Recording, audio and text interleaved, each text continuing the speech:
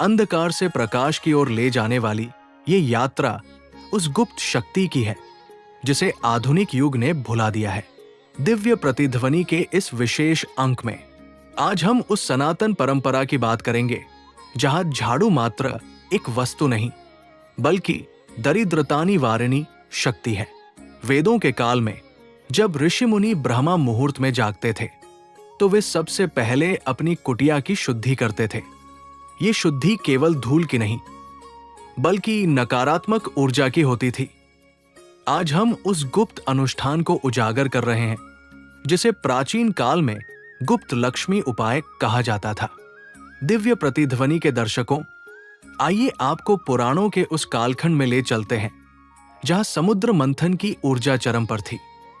जब महालक्ष्मी का प्राकट्य हुआ तो उनके साथ एक और शक्ति प्रकट हुई थी, देवी अलक्ष्मी।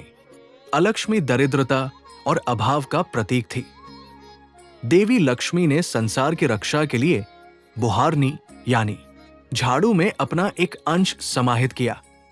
शास्त्रों में स्पष्ट उल्लेख है, सच्चिदानंद रूपाय दरिद्र्य विनाशन्य, अर्थात झाड़ू वो अस्त्र है जो दुर्भाग्य को जड़ से काट देता है।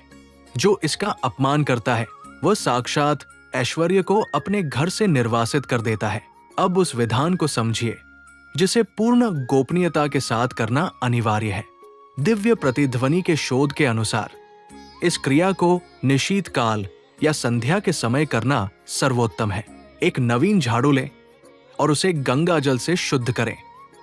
इसके मध्य भाग में 3 बार सिंदूर का तिलक लगाएं। सिंदूर तेज और विजय का प्रतीक है। इसके बाद एक छोटा सा पीला वस्त्र या धागा लें और उसे झाड़ू के ऊपरी भाग पर 3 गांठे लगाकर बांध दें।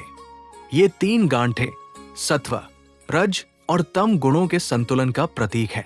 इस क्रिया को करते समय मन में केवल एक ही विचार होना चाहिए, मेरे घर की समस्त नकारात्मक ऊर्जा इस यंत्र के माध्यम से विसर्जित हो रही है। इसे घर के किसी अंधेरे और सुरक्षित स्थान पर इस प्रकार रखें कि यह किसी बाहरी व्यक्ति की दृष्टि में न आए। वैदिक संस्कृति मर्यादा की नींव पर टिकी है।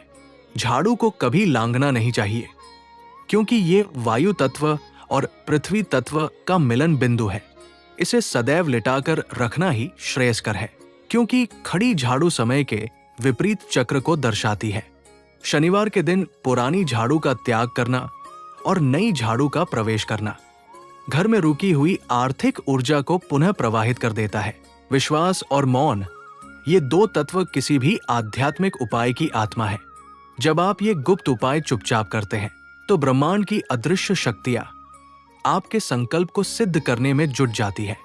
दिव्य प्रतिध्वनि का उद्देश्य आपके जीवन में इसी प्राचीन मर्यादा और चेतना को वापस लाना है।